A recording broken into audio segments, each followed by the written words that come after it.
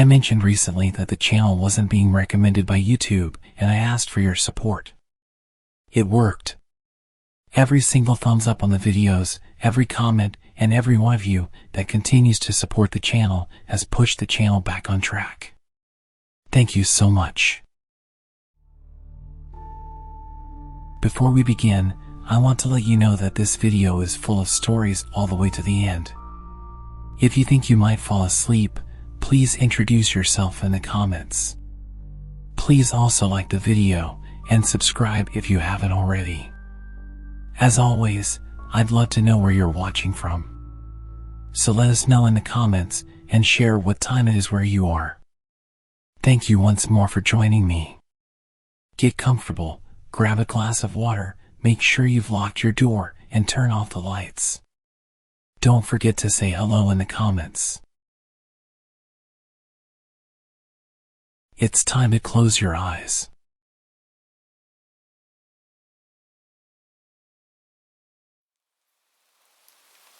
This happened a few hours ago, and I'm still on edge. I want to share what happened because I need to get it off my chest. I was home alone with my best friend Jake. It's a common thing when he visits. We end up spending time together while my parents are out. We usually head to the woods behind my house for some lighthearted fun, but tonight, things went sideways. It was around 4:30 p.m. when we decided to head out. The sun was still up, but the clouds were thick and the air had a chill to it. We walked down the familiar path from my house to the woods. The leaves rustled under our feet and the smell of pine filled the air.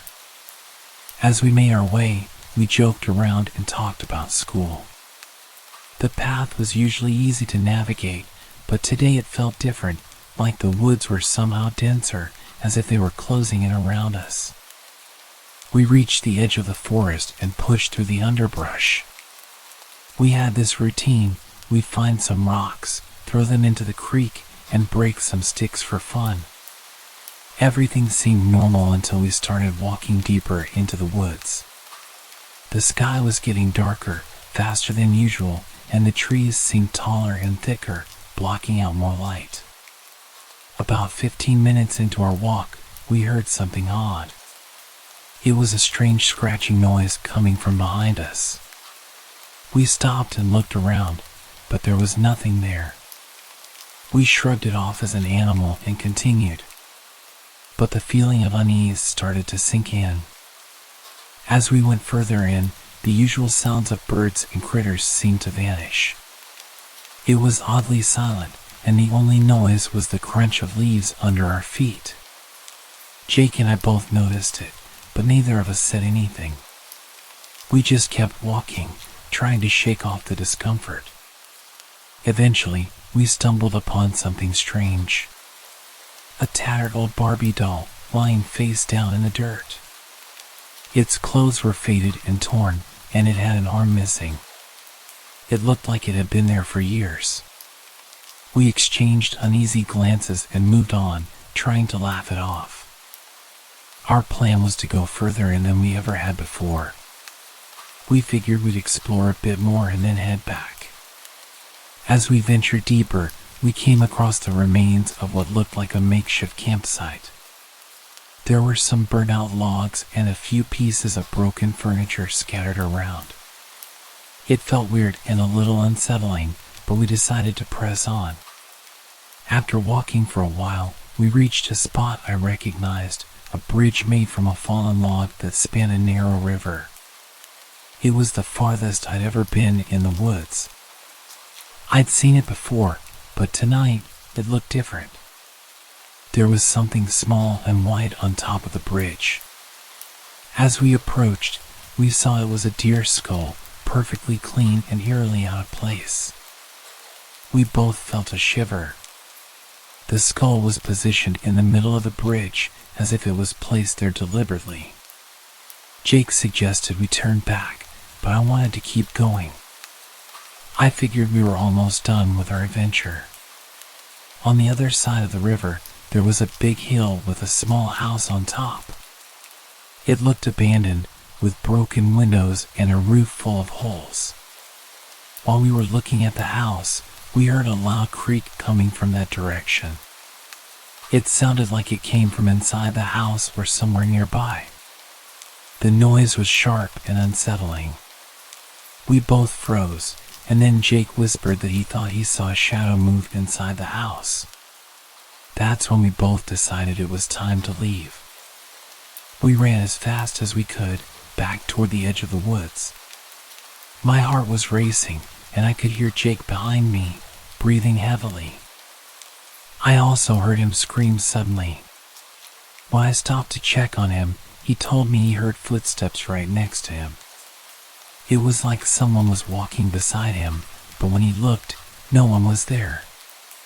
We finally reached the road and sprinted back to my house. As we approached, we noticed the garage door was open. We had no idea if we'd left it like that or if something else was going on. We hurried inside, locked the door, and checked the whole house. I turned on the alarm and made sure all the windows and doors were secure. It's been almost 2 hours since we got home, and we're still feeling on edge. I keep thinking about the deer skull and the noises from the house on the hill. I'm hoping this is just a weird memory, but the fear from tonight is hard to shake. If anyone has any idea what could have caused that strange feeling or those noises, please let me know. I just hope we never have to go back there again.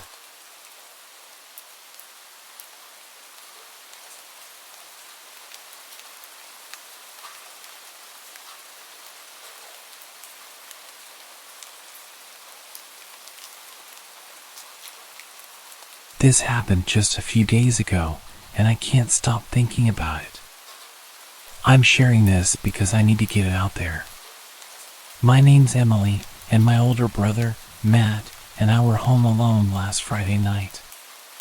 My parents had gone out for dinner and a movie, and since Matt was in town for a few days, we decided to take advantage of the quiet house.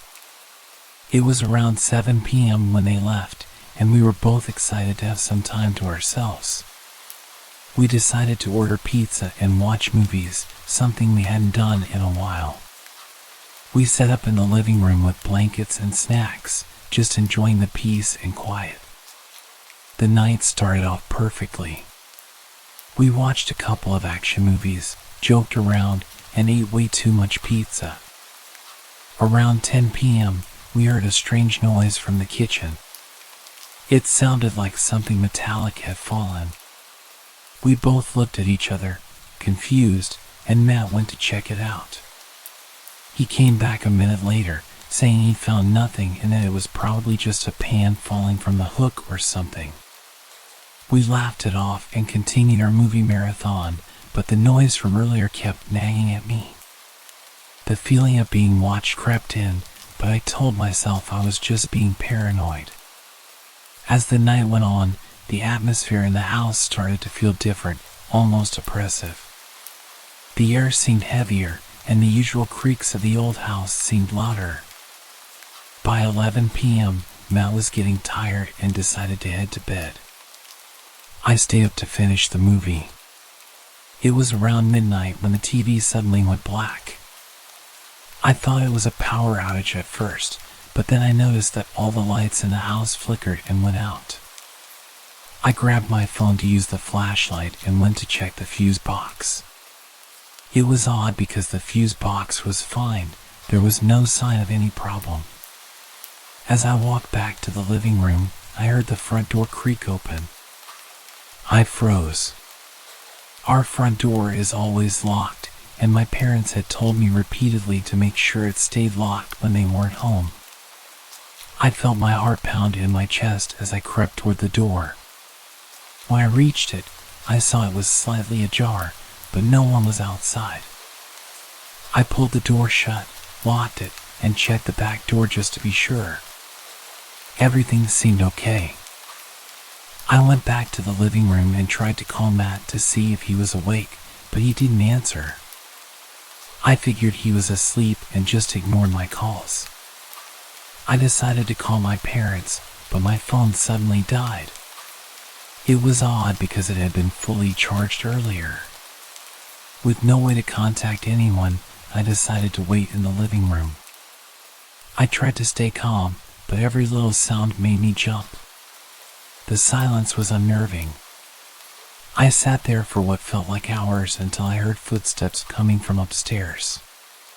My heart raced again. I knew Matt was in bed, but these footsteps sounded heavier, like they were coming from someone else. I grabbed a flashlight and went upstairs, feeling every step as if it might be my last. The house felt colder, and the shadows seemed to stretch out in every direction. I reached Matt's room and found him asleep, completely unaware of what was going on downstairs. I shook him awake and told him about the door and the noises. He seemed groggy but agreed to check the house with me.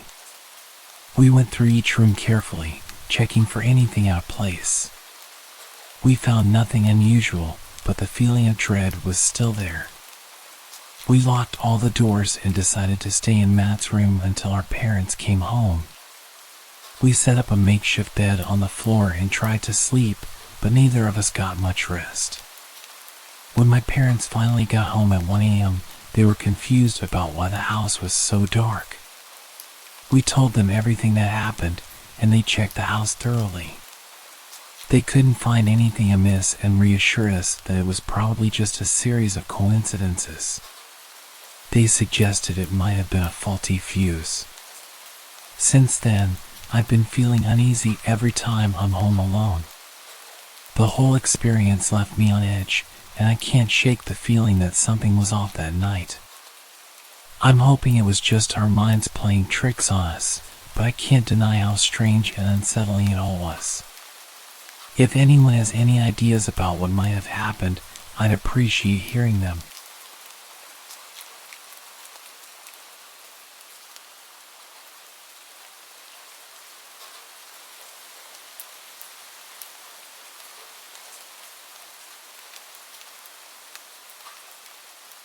This happened just last week, and I've been uneasy ever since.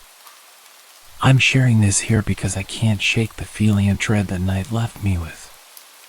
My name is Sarah, and I live alone with my dog, Charlie. He's a large, friendly Labrador who's usually my constant companion. Last Friday night, I was home alone and winding down after a long day. I'd spent the evening watching TV and reading a book, and around 9 p.m., I decided to get an early night. Charlie and I headed to bed, and he curled up beside me as usual. Everything seemed normal until around 11 p.m. when Charlie suddenly started growling.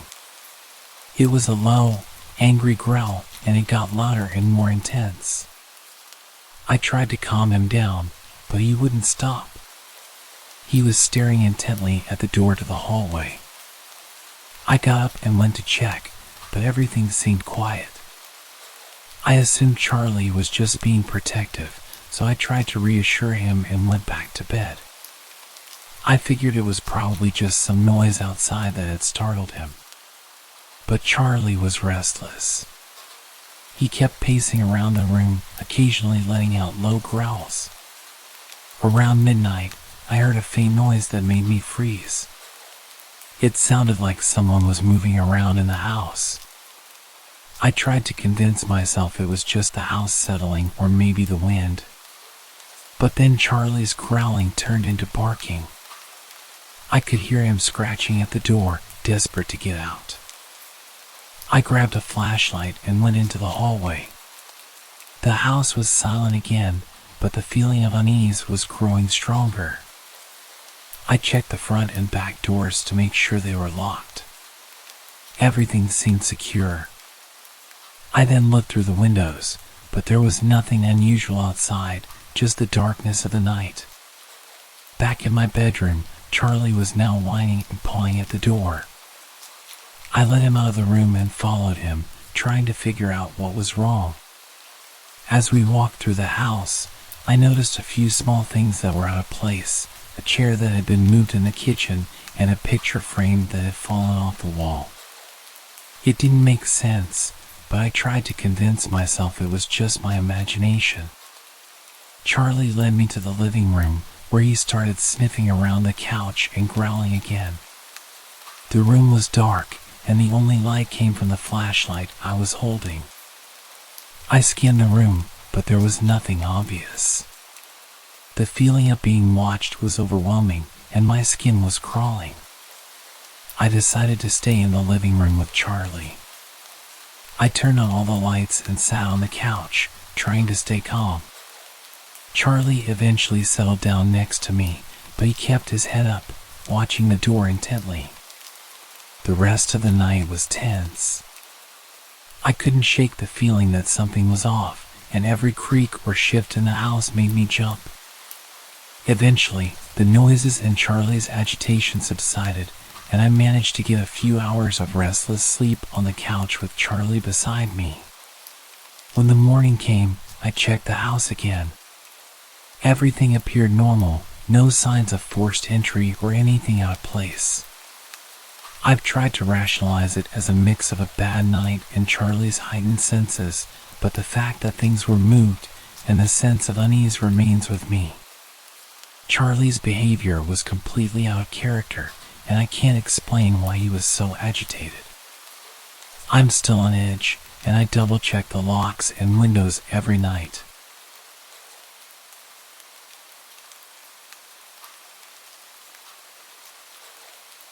This is a follow-up to the story that I sent to Mr. Chilling last week about the unsettling night I had while home alone with my dog, Charlie.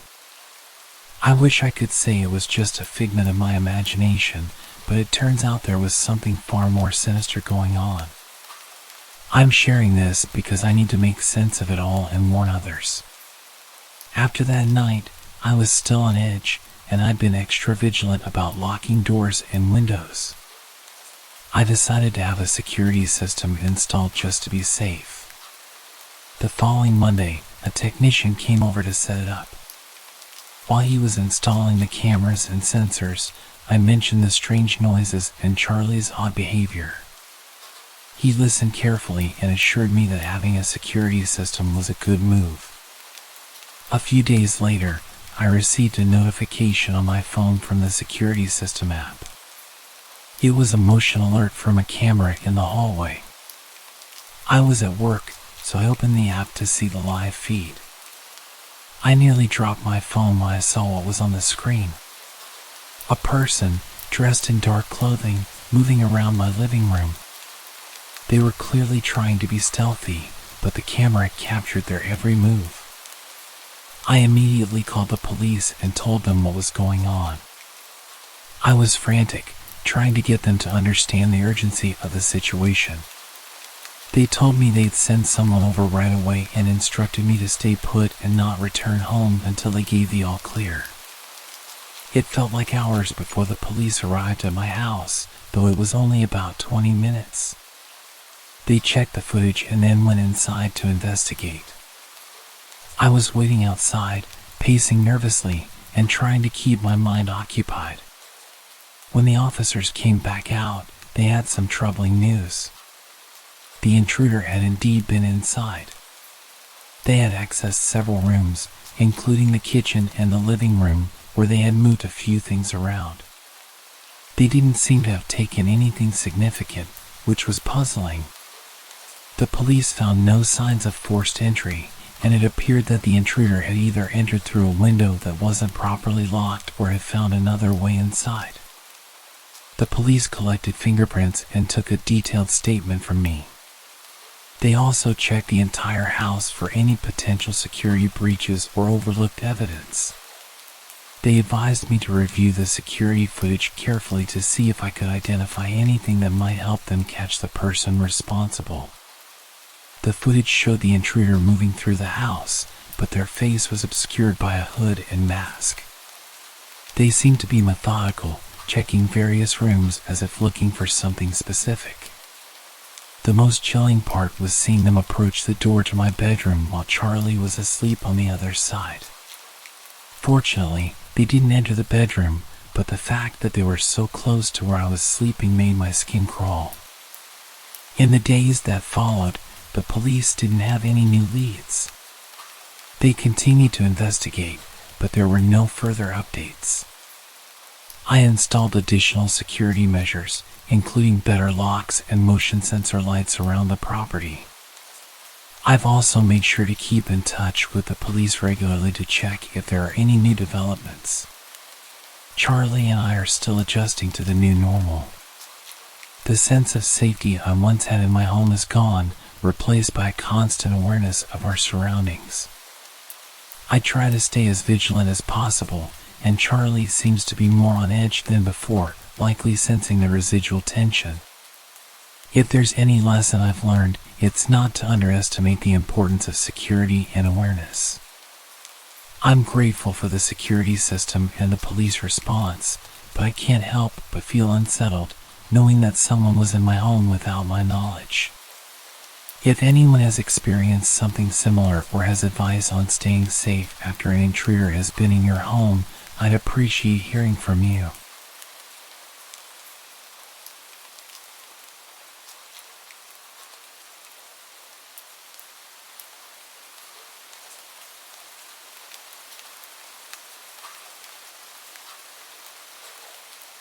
This happened just a few weeks ago, and it's left me feeling very paranoid. I live alone in a small apartment in New York City. My name's Lucas, and I'm used to the hustle and bustle of city life. I've always felt safe in my apartment, but that changed dramatically a few nights ago. I was alone at home for the weekend. My friends had all gone out of town, and my girlfriend was staying with her family for a few days. I spent Friday evening just relaxing, catching up on some TV shows, and ordering takeout. Everything seemed normal. By 11 p.m., I was ready for bed, so I locked the front door and double-checked the windows. I live on the 10th floor of a high-rise, and my apartment has a decent view of the city. The streets below are usually bustling, but at night, it's quieter. I turned off the lights and was in bed by midnight. I had just started drifting off when I heard a faint scratching noise. It was coming from the living room. At first, I thought it might be the sound of something from the building settling or maybe a stray cat on the windowsill. I decided to ignore it and tried to go back to sleep. But the scratching sound continued, and then I heard what sounded like a muffled thud. Now fully awake, I got up and grabbed a flashlight from the kitchen drawer. I tiptoed out of the bedroom and into the living room, scanning the room with the flashlight. The apartment was empty, and nothing seemed out of place. I checked the front door, which was still locked, and the windows, which were securely shut. I tried to convince myself that it was probably just the building's old pipes or some other city noise. Just as I was about to head back to bed, I heard the scratching noise again, this time coming from the kitchen. My heart started racing as I slowly approached the kitchen door. I took a deep breath, turned the handle, and flicked on the light. Nothing seemed out of place in the kitchen either. I decided to check the small utility closet where I kept some cleaning supplies. As I opened the door, the scratching sound grew louder. The closet was empty except for a few mops and cleaning products. I turned around, feeling increasingly anxious, and noticed the back window was slightly ajar. I was certain I had closed it before bed. I immediately closed and locked the window, but my sense of unease only grew. I called the building's security to see if they could do a quick check of the hallways and exterior. They assured me they'd send someone up right away. While waiting for security, I decided to take a quick look around the apartment once more. That's when I noticed something chilling. The window to the fire escape was open. I was sure it had been closed earlier, but now it was wide open. My stomach dropped as I realized that someone could have easily climbed up from the fire escape and entered my apartment. Just then, the security guard from the building arrived. He did a thorough check of the apartment and the fire escape, but he didn't find anything unusual. He assured me that the fire escape was secure now and suggested I stay alert, as there had been a few reports of petty thefts in the building recently. After the security guard left, I struggled to get back to sleep. I kept the lights on and stayed in the living room, listening for any unusual noises. I didn't hear anything else that night, but the sense of vulnerability lingered. The next day, I went to check the locks and security measures on all the windows and doors. I had a locksmith come over to install more secure locks on the windows and the escape door. I also signed up for a new security system with cameras, just to be safe. I'm still shaken by what happened. It's disconcerting to think that someone could have been trying to get into my apartment or that the building might have security issues I wasn't aware of. I've become much more cautious and check the locks on my doors and windows more frequently. One final thing I thought I should add. I've not been able to find 2 of my knives for the past month. I had a set of 5 large knives that were always either in the sink or on the stand, and I can't find them anywhere. They weren't exactly expensive, so I don't see why anyone would take them, but there's no way I've just misplaced them.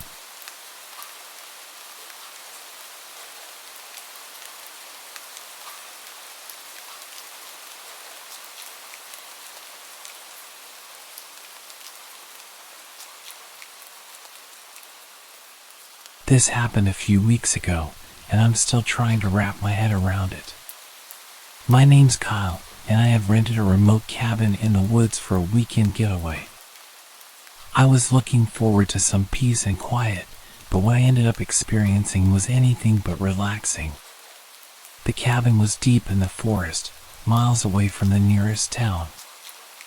I arrived on a Friday evening and spent the night settling in, enjoying the solitude.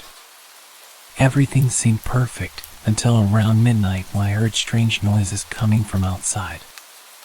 At first, I dismissed it as branches scraping against the walls or maybe some nocturnal animals.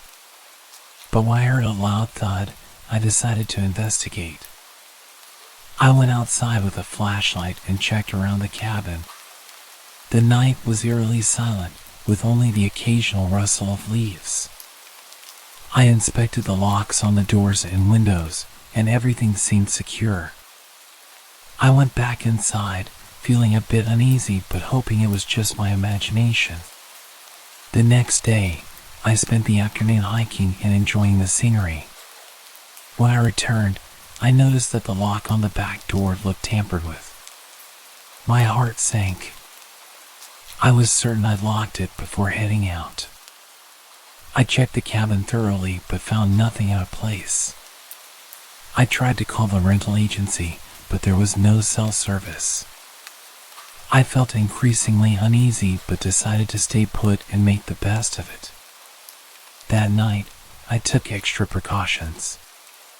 I set up makeshift alarms with cans tied to strings around the cabin and checked the locks repeatedly. I went to bed, but sleep was elusive. Archer, my German shepherd, was unusually restless, pacing and growling intermittently. Around 3 a.m., I was jolted awake by a loud crash. My instincts kicked in, and I grabbed a large kitchen knife before heading into the living room. To my horror, the back door was wide open. Archer was barking furiously, and I could hear footsteps moving quickly outside. My heart was pounding as I stepped outside, clutching the knife. The forest was pitch dark, and I could barely see anything. I heard the footsteps getting louder and then saw a shadowy figure emerging from the trees. Before I could react, the figure lunged at me. He was a frail, disheveled man, his clothes tattered and his face twisted with desperation. I swung the knife instinctively. The man, clearly weak and unsteady, staggered back. He tried to grab me, but I managed to push him away. He let out a guttural cry and tried to scramble back into the forest, but he was slow and uncoordinated. I could see the fear in his eyes as he fled deeper into the woods. Shaking and adrenaline fueled, I quickly secured the door and windows once more. My first instinct was to leave immediately, but the thought of navigating the dark, unfamiliar forest alone was daunting. I realized I had to get out and find help. I grabbed a flashlight, a few essentials, and Archer, and headed for the trail I had hiked earlier. The forest was terrifying at night, with every shadow and sound making me jump. Archer was on high alert, and I kept a tight grip on the flashlight, using it to illuminate the path as best as I could. The darkness seemed to stretch on forever. The trail was overgrown, and I had to push through thick underbrush. Every snapped twig and rustling leaf felt like an imminent threat. My anxiety mounted with each step, but I knew staying at the cabin was not an option. After what felt like hours, I stumbled upon a small clearing and finally got a weak cell signal. I called the police and explained this situation as best as I could, though I was breathless and panicked. They assured me they'd send help and advised me to stay put until they arrived. I waited in the clearing, clutching Archer and trying to stay calm. It was nearly dawn when the police finally arrived. They took my statement and conducted a search of the area. They found evidence of the man's presence but couldn't locate him. They advised me to leave the area immediately and head to the nearest town. I was exhausted and shaken, but I followed their advice. The drive out of the woods felt surreal, and I couldn't shake the feeling of being followed. When I finally reached the town and got to a safe place, I was relieved but still rattled by the night's events. I've since been in contact with the police, who are still investigating. The whole experience has left me on edge, and I'm wary of venturing into the woods alone. The sense of vulnerability and fear has stayed with me, and I'm trying to move past it.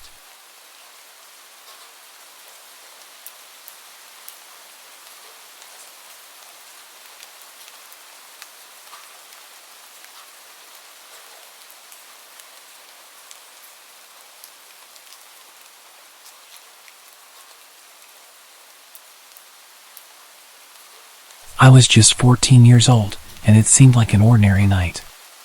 It was roughly around 9 p.m. I was at my younger cousin's house, and I was babysitting for the night. Both of our parents had gone out for drinks and weren't going to be back until late. We were just lounging around, sitting in the living room, watching random shows on television. So we're sitting there, and I was feeling really unsettled. Something was wrong, but I couldn't put my finger on it. I tried to ignore it and kept watching TV with my cousin, who was happily enjoying my company. The feeling wasn't going away.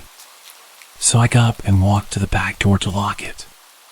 When I came back through the kitchen, I realized what was causing my weird feeling.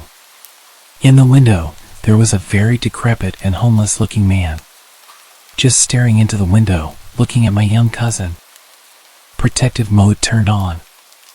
I pretended like I didn't see the guy, and I told my little cousin that we needed to go upstairs because our parents would be home soon and they wouldn't want him to be staying up late.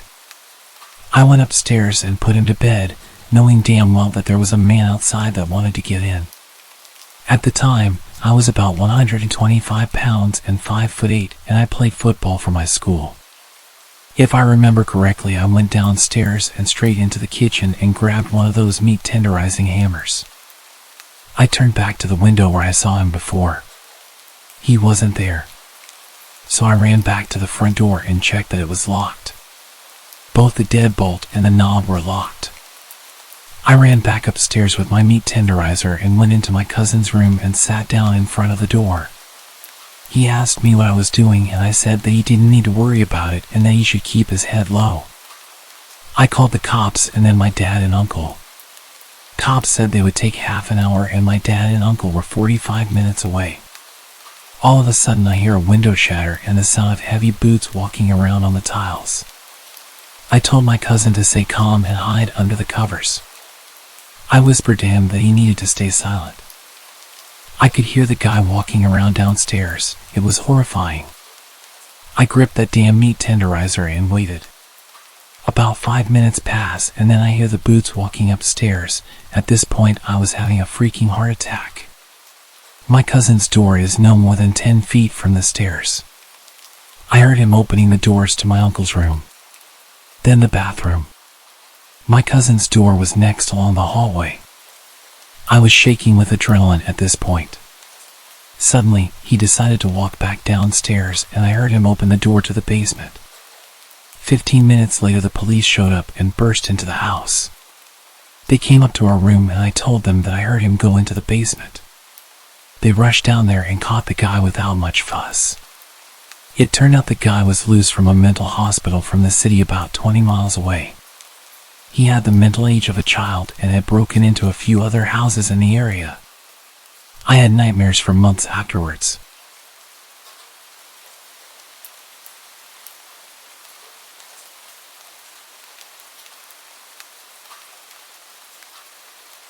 About 10 years ago, I lived on my own and didn't have much company. I was quite depressed at the time after losing my girlfriend to a drunk driver. I was enjoying a beer and watching the sunset on the back porch when I saw a large, scruffy man emerging from the tree line.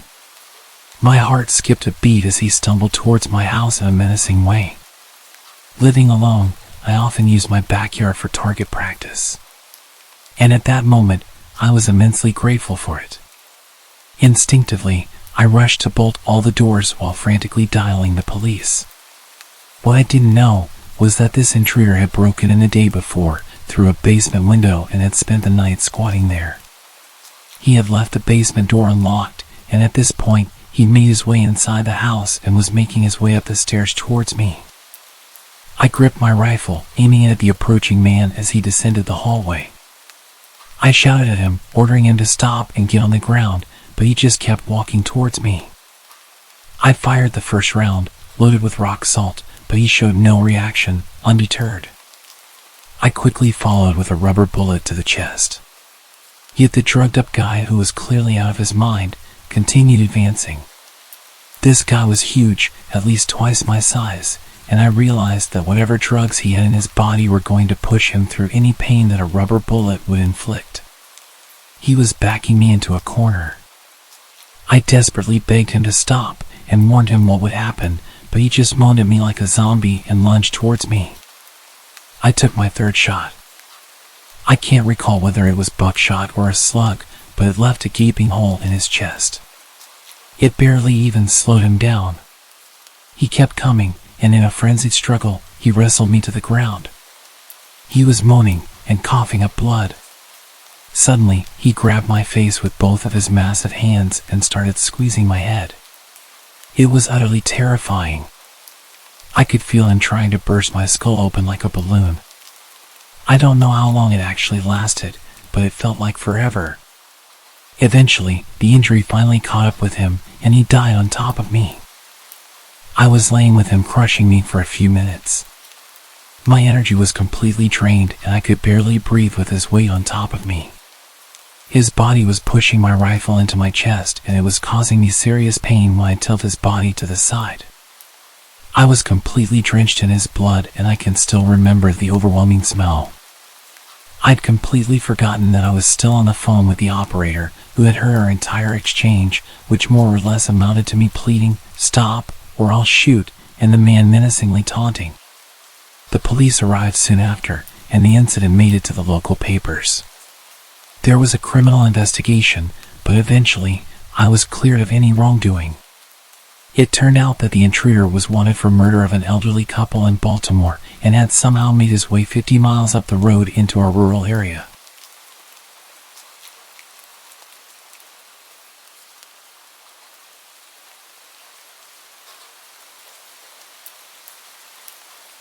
I was 18 and chilling in my friend's apartment alone. We lived in a duplex. He was on the top floor and I was on the bottom. Ironically, I was watching a horror movie when I hear something huge come through the front door and into the kitchen. I got up to see who was there. We threw huge parties all the time, so it wasn't really that odd for some random to just show up. But then I saw this dude. He was a huge country boy wearing overalls and holding a huge butcher's knife, just looking at me while standing in the kitchen. I might have said something, I don't remember. But I promptly rushed out of a side door, ran into my apartment, and locked all the doors. I don't remember who I called or exactly what happened, but I know I waited until I couldn't hear anyone moving around upstairs anymore and crept back in. Big guy was passed out on the couch. Turns out he was on parole for domestic abuse charges, had gotten super sauce downtown, and made it to the apartment where he used to live.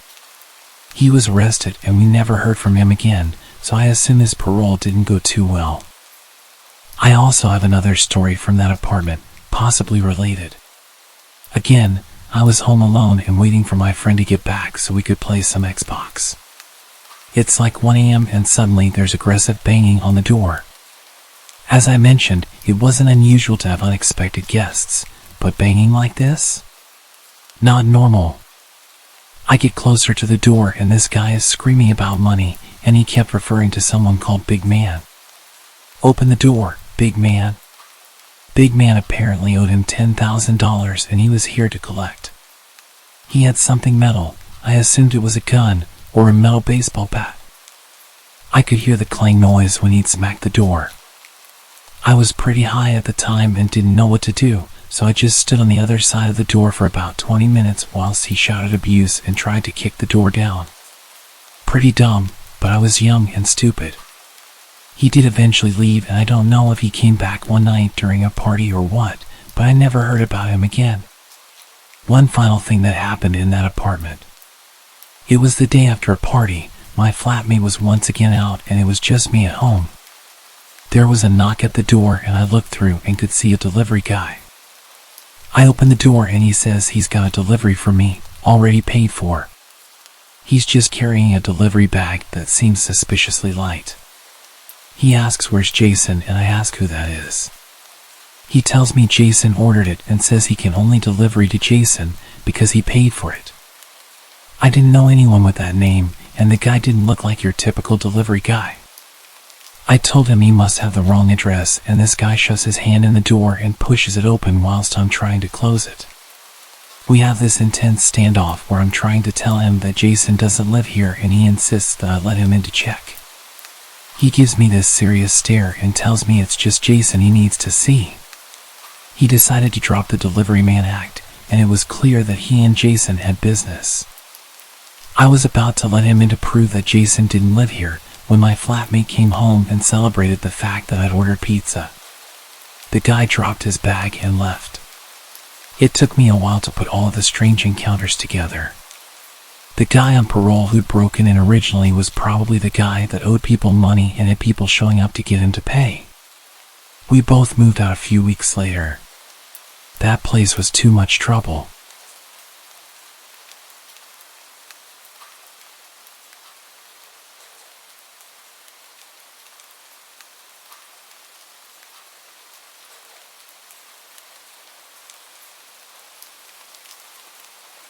A few years ago, I was renting a house in Northern California. The neighborhood was just outside the suburbs. It seemed like the perfect balance of having space and having nice neighbors close enough not to feel isolated. The area had no street lights, so it was very dark at night, especially if there were clouds blocking the moonlight. It didn't bother me though. It made my little house feel even more quaint on dark nights. I got home from work one day in midwinter. It was a cloudy night, so pulling up to my house, I saw only what my headlights and front porch light illuminated. When I got out of my car, I caught a whiff of cigarette smoke. That was odd, as I had never smelled that before around that house. I didn't see anyone nearby, so I ignored it and went inside. I had just got off a shift with a few hours of overtime, so I felt pretty tired. Even though it wasn't even 7 yet, I decided to take a shower and call it a night. I woke up sometime later, sure that I had heard a noise inside my house. I wasn't worried right away because my friend would sometimes stop by to use my shower after work on his way to his night classes. I even gave him a spare key so he could stop by even if I wasn't home. He would always text me to let me know beforehand though, and I hadn't heard my phone go off. I reached over to my bedside table and picked up my cell phone to see if my friend had sent me a text. The bright light from my phone's screen blinded me. These were the days before phones had a light sensor that would dim the screen in the dark, and this particular phone was so bright I could use it as a flashlight. Through squinted eyes, I could make out that it was 9-something, but I couldn't tell if I had an unread text or not. I set my phone aside and called out my friend's name.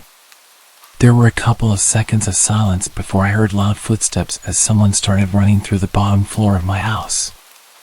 I leapt out of bed and ran to the closet. They were already up the stairs by the time I had opened the door and stepped inside. That house had 3 rooms upstairs, 2 bedrooms on either side of the hallway, the one I was in and a spare, and a bathroom at the end. The bedroom doors were both closed, but the bathroom door was cracked open. I heard whoever was in my house thunder down the hallway past my door and into the bathroom. Thank God he did. That gave me enough time to open the attic access in the ceiling of my closet and hoist myself up. I had just started to lift myself up when the person ran back out of the bathroom. My feet were barely inside of the attic when my bedroom door burst open. I heard footsteps run into my room and stop. When they didn't see me in that room, they ran back to the hallway and into the other room, which just had boxes stacked in a corner, some weights, and a table where I painted my miniature models. I guess they decided that if someone were hiding, it would be in the bedroom because they charged back into my room and turned on the light. A moment later, the closet door was ripped open. I was crouched in my attic just a foot or so away from the access, so I could try to stop them if they started to climb up. From my vantage point, all I could see was from about their knee down. They were wearing dirty blue jeans with frayed cuffs and work boots. After a few seconds of looking in the closet, they stepped away and I heard a loud crash come from my room, followed by a scream of frustration and anger. That scream was the most unnerving part of the incident for me. It reminded me far too much of my stepfather, who would scream in a similar way when he lost his temper. He would eventually be placed in a mental hospital for several mental disorders that resulted in erratic and violent tendencies. The man in my house ran back down the stairs. I heard crashes and clatters as things were thrown around and furniture was knocked over. I stayed crouched in the attic. I had left my cell phone when I ran for the closet, and I wasn't certain I could climb down without him hearing. After some time, the noises stopped. I started counting slowly. When I reached 1,000, I decided it was safe enough to climb down and call the police. The first thing I noticed when I exited the closet was the intruder had flipped my bed over. I assumed in an attempt to find me. That was the loud noise I had heard after he stepped away from the closet. I couldn't find my cell phone, so I went to the landline by the bed and called the police. I waited in my room until I heard them call out from downstairs. The first floor was a mess, but I had expected that. Chairs had been knocked over, the sofa had been flipped. All the books, pictures, and knickknacks I had on my shelves were strewn across the floor. The cupboards in the kitchen had been opened and all the boxed and canned foods had been thrown to the ground. As far as I could tell, though, the only thing missing was a single knife out of the wooden block in my kitchen. The police checked the house from top to bottom. They found that the side door had been forced open by something like a crowbar. They also found a few cigarette butts along my fence line, along with some foil and an empty pen, which the police said people often use to smoke meth, so they think he had been watching my house for a while. I realized that he must have been out there smoking a cigarette when I got home. They collected up the evidence and told me I should stay with family or friends that night and get that door fixed as soon as possible. I opted to just not sleep. I moved a shelf over to block the broken door and spent the next couple hours cleaning things up. I would often go to the window with a flashlight and shine it along the fence line where the police found the cigarette butts and foil, but I didn't see anything. The next day I called to have the door fixed and get motion lights installed at the back and sides of my house. I ran a phone cable up into the attic and added a landline. I never wanted to be stuck up there without a phone again. Nothing else happened at that house, though. I lived there another 3 years without incident. One more precaution I took was practicing getting out of my bed, going to my closet and climbing into the attic as quickly and quietly as possible. I even practiced doing that at my new place, except now I go to a crawl space at the back of the closet instead of the attic. I try not to think about what would have happened if I had been a bit slower getting to the attic, or if he hadn't gone into the bathroom at the end of the hall first.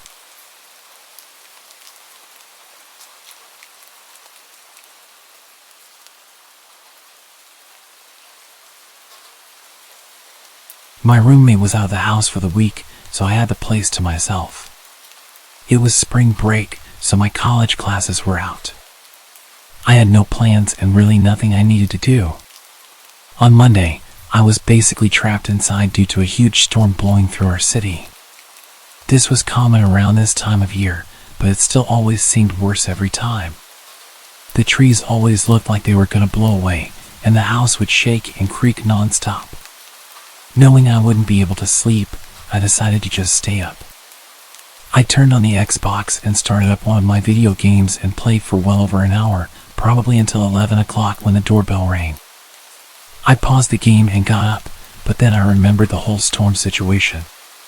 Who would be outside right now? I went over to the front door and looked through the peephole, but nothing. I opened the door. The wind and water hit me right away, but when I looked around, I didn't see anyone. I closed the door and thought maybe the wind had somehow rung the doorbell. I don't know, it sounds dumb now, but what was I supposed to think? I went back to my game, but only a couple minutes later, I heard a huge crash in the backyard, stuff tumbling over and breaking. I immediately knew it was our patio furniture and ran over to the back door. Everything was scattered around the yard, blowing around in the wind. I quickly put on my shoes and went outside, pushing each piece of furniture up against the back of the house. The wind was so heavy it would even hurt sometimes when the water would hit my face. I was rushing, going as fast as I could until I saw someone. They were standing at the edge of the backyard, watching me. I looked back at them for a moment, but then grabbed the last piece of furniture and ran inside to escape the rain. I looked at the back door as I dried off, but the person was gone. Between that and the doorbell ringing, I was a little bit nervous. I sat in the living room this time, just scrolling on my phone because I was tired of being interrupted. After a while, I struggled to keep my eyes open. I got a blanket and laid down on the couch. I didn't feel like going upstairs, and the storm was much louder up there.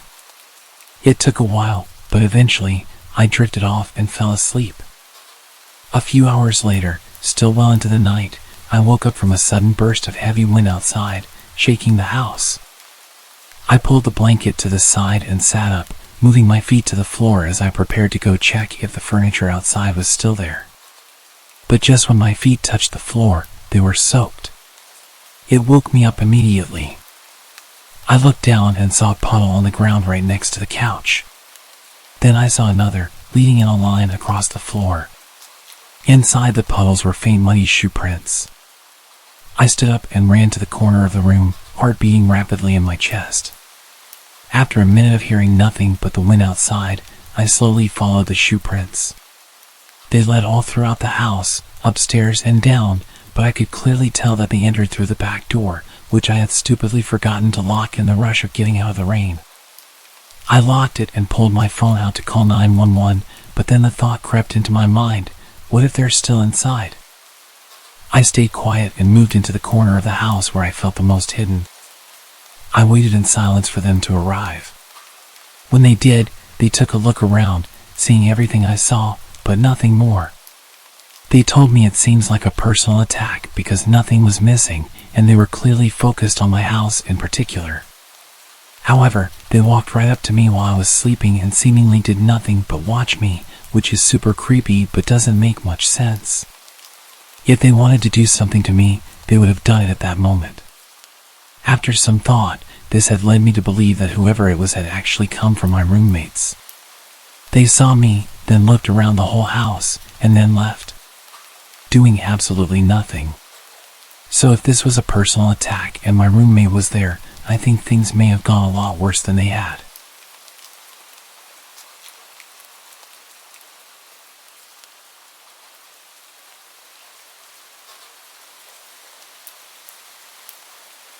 I lived with my older brother for about 4 years after I finished school. We shared rent on an apartment together since neither of us could afford anything on our own. But during the 4th year, my brother started making better money, and he planned to move out once the lease came to an end. I wasn't making a lot, so I knew I couldn't afford to pay for the apartment alone. I looked around online for a roommate for a few months, but decided to move out as well and find a cheaper place. I searched until the last month of our lease at the apartment. My brother had basically moved everything out already, and there was a lot of pressure on me to find somewhere quick. But with my extremely low budget, it was hard. Eventually, I stumbled across a listing posted by a homeowner renting out a room in their house. The man's name was Evan. I sent him a text to let him know I was interested, then kept searching. He responded within a few minutes. We scheduled a time to call later in the day, and when we did, he explained all the details. He said he lived alone in the house and was renting out his spare bedroom, but I'd be able to use all the other rooms in the house. It sounded great to me, so I agreed to it. A couple of weeks later, I packed everything in a U-Haul and drove down to the house. Between this time, we'd been texting and calling, and he sent me a bunch of pictures, but I hadn't had the chance to view it in person yet. I got there around noon, parking in the driveway. The house was definitely small, but it looked nice from the outside. Evan was standing in the garage, waving me over. He gave me a quick tour, then helped me unload all of my stuff into my room. Evan seemed like a regular man in his mid-30s, which was almost 10 years older than myself, but I didn't really mind. He didn't hold conversations very well, and was somewhat shy. Anyway, we finished moving everything inside, and I dropped the U-Haul off. I Ubered back to the house, and by then, it was almost 8 p.m., and I was really tired. Evan was on the couch, watching TV, so I told him I was going to bed early, and I went to my room. All in all, it seemed like a decent place, and I was happy with it. I unpacked some more, then set up my bed, and by 9 o'clock, I was finally ready to sleep. I walked over to my door to lock it and turn off the lights.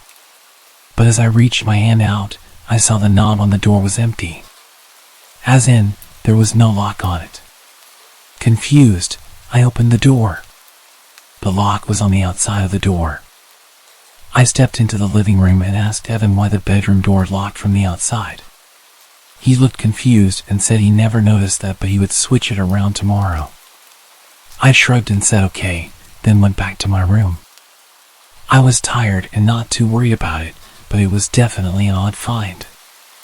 I got in bed and fell asleep. In the middle of the night, I woke up. I heard someone moving around in the kitchen, which I assumed was just Evan getting water or something. I closed my eyes again. A minute later, I heard him walking back down the hallway, but as he was passing my room, he stopped. I opened my eyes and looked at the door. He was standing out there quietly for maybe 15 seconds before I heard a click. He locked my door. My stomach dropped, and I felt my face go cold as Evan walked down to his room. As soon as I heard his bedroom door shut, I got up quietly and went over to the door. I tried the handle, and it wouldn't budge. I stood in shock for a few seconds, coming to the reality that this man I just met has now locked me in a room. My fear started to turn into anger, and I called out for Evan, telling him to open the door. It only took a second before I heard Evan run out of his room and over to my door. I heard him place his hand on the door, but he paused for a few seconds before he unlocked it. I swung the door open right away. What the hell was that? I confronted him. Evan was stumbling over his words, saying he just wanted to make sure he was safe because he didn't know me well enough. I understood that concern, but locking someone in a room was not a smart way to go about it. I told him that I was going to pack up and leave in the morning. I stayed up all night on the couch in the living room, waiting for the U-Haul store to open at 9 o'clock. I looked into the hallway, seeing Evan's bedroom door was still closed, hopefully meaning he was still asleep. Then I drove straight there and drove the U-Haul back to the house. When I went inside, Evan's bedroom door was open.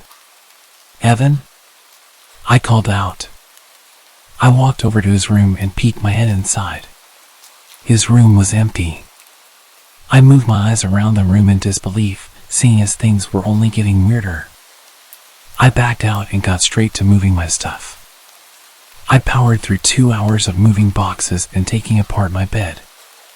I only had 2 boxes left, and I ran inside and picked up another, then rushed to the front door until Evan appeared in the doorway. "Move," I said. He stared at me emotionless. After a few seconds, he stepped aside. I hurried past him and shoved the box in the U-Haul. The last box was half full of random food I kept from my old pantry at the apartment. I decided to just leave it. Evan was freaking me out, and I wanted to get away from him as soon as possible. I started closing the back of the U-Haul before Evan interrupted. "You forgot this." He held out the last box. "Oh yeah, thanks." I grabbed it from him and climbed back into the truck. I felt him watching me as I stacked the box, and when I turned, he had his hand on the door. He started pulling it down, trying to close me in. I was able to stop him before the door was even halfway down. I shoved him to the ground, but he got up and ran. Not into the house, but off into the trees, away from the property. I didn't know what to think, but I didn't care. I quickly shut the back door and drove away. My brother was nice enough to let me stay with him until I found a new place. I don't know what happened at that house, or what would have happened, but there was definitely something very wrong going on.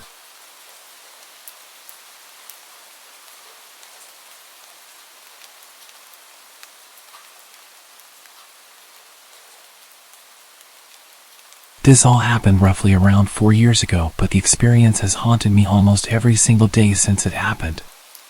I'll start off by saying that at the time I was pretty young. I was single and very keen to have my first experience with someone. I spent a while looking through dating apps, talking to a few people, until I finally came across a guy who seemed interesting. We had a lot of things in common, so I thought it would be a good idea to meet up with him, since we had been talking for almost a month. Now, even though I was only young, I wasn't naive or stupid. I was, and still am, a very cautious and paranoid person. But for some reason, I made what possibly could have been one of the worst decisions of my life. I invited him to come spend the night at my place. My parents were away for the weekend and I had the place to myself, so it seemed like the perfect opportunity for him to come over. He lived around 3 hours away from my place, yet he was eager and almost desperate to visit. So he set off as soon as he finished work, which was around 11 a.m. The whole time he was driving to my place, I had the sickening sense of impending doom. Almost as if something was going to go very, very wrong. I almost texted him multiple times to tell him that I wasn't interested anymore, but I hesitated as he was only 10 minutes away by this point. I jumped up as I heard his car pull up, and I expected to be greeted by a smile once I opened the door. But he pushed his way through, and continued to stare at me blankly, all whilst my 2 French bulldogs snarled and growled at him, which they never do to anyone. Things instantly seemed extremely odd. He followed me quickly to my bedroom and didn't waste any time in aggressively undressing me.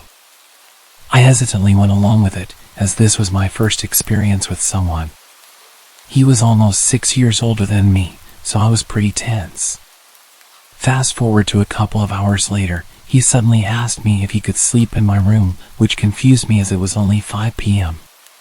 But I told him it was fine, and I would continue to watch movies by myself downstairs. After about an hour, I heard what sounded like furniture being moved around, and the sound of him talking.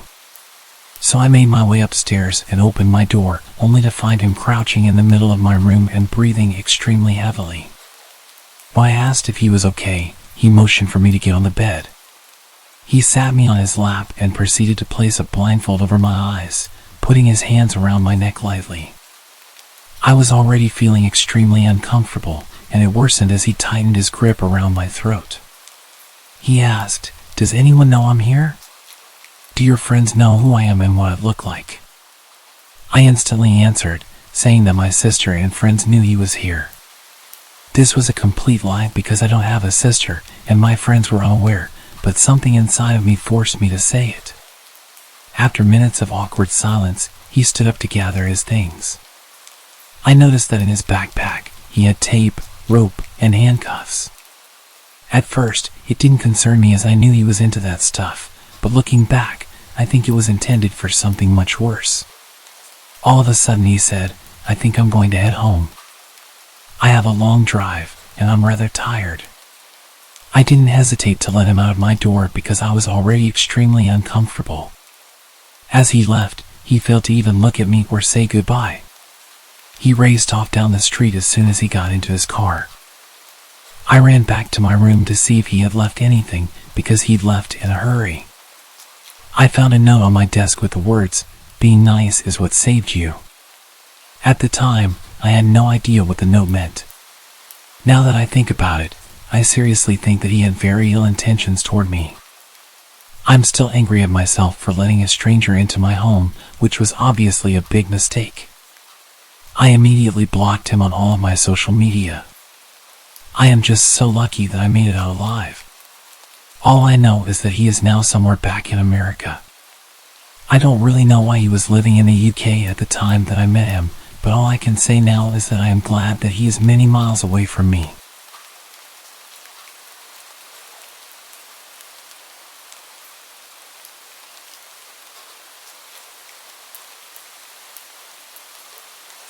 About 10 years ago, I lived on my own and didn't have much company. I was quite depressed at the time after losing my girlfriend to a drunk driver. I was enjoying a beer and watching the sunset on the back porch when I saw a large, scruffy man emerging from the tree line. My heart skipped a beat as he stumbled towards my house in a menacing way. Living alone, I often use my backyard for target practice. And at that moment, I was immensely grateful for it. Instinctively, I rushed to bolt all the doors while frantically dialing the police. What I didn't know was that this intruder had broken in the day before through a basement window and had spent the night squatting there. He had left the basement door unlocked, and at this point, he'd made his way inside the house and was making his way up the stairs towards me. I gripped my rifle, aiming at the approaching man as he descended the hallway. I shouted at him, ordering him to stop and get on the ground, but he just kept walking towards me. I fired the first round, loaded with rock salt, but he showed no reaction. I quickly followed with a rubber bullet to the chest. Yet the drugged-up guy, who was clearly out of his mind, continued advancing. This guy was huge, at least twice my size, and I realized that whatever drugs he had in his body were going to push him through any pain that a rubber bullet would inflict. He was backing me into a corner. I desperately begged him to stop and warned him what would happen, but he just moaned at me like a zombie and shouted, "Shoot! Do it!" Then he lunged towards me. I took my third shot. I can't recall whether it was buckshot or a slug, but it left a gaping hole in his chest. It barely even slowed him down. He kept coming, and in a frenzied struggle, he wrestled me to the ground. He was moaning and coughing up blood. Suddenly, he grabbed my face with both of his massive hands and started squeezing my head. It was utterly terrifying. I could feel him trying to burst my skull open like a balloon. I don't know how long it actually lasted, but it felt like forever. Eventually, the injury finally caught up with him, and he died on top of me. I was laying with him crushing me for a few minutes. My energy was completely drained, and I could barely breathe with his weight on top of me. His body was pushing my rifle into my chest, and it was causing me serious pain when I tilted his body to the side. I was completely drenched in his blood, and I can still remember the overwhelming smell. I'd completely forgotten that I was still on the phone with the operator, who had heard our entire exchange, which more or less amounted to me pleading, "Stop, or I'll shoot," and the man menacingly taunting. The police arrived soon after, and the incident made it to the local papers. There was a criminal investigation, but eventually, I was cleared of any wrongdoing. It turned out that the intruder was wanted for murder of an elderly couple in Baltimore and had somehow made his way 50 miles up the road into our rural area.